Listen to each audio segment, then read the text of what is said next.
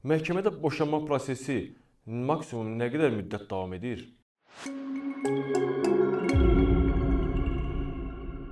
Azərbaycan Respublikası Mülki Prosessual Məcəlləsində ümumiyyətlə işlərə baxılması 4 ay, əlavə hallarda isə 2 ay, yəni 6 aylıq müddət müəyyən olunmuşdur. Hazırlıq filan belə deyək, 6 aylıq müddət müəyyən olunmuşdur, amma boşanma 3 aylıq müddət verilə bilər. Bu 6 aydan belə deyim, müddət arta bilər. Adətən təcrübədə 3-4 ay boşanma üçün kifayət edir. 3 aylıq müddət olmadan. 3 aylıq müddət olduqda isə əlavə olaraq onun üzərinə gəlir. Amma alimentlə bağlı məsələlər aliment işlərinə 2 ay müddətinə baxılmalıdır. Bundan başqa alimentdə bunu da nəzərə almaq lazımdır ki, alimentlə bağlı məhkəmə dən əvvəl müvəqqəti təminat tədbirinin tətbiqi barədə ərizə də verilə bilər ki, bu da qısa olaraq belə deyək, arada bunu deməliyəm.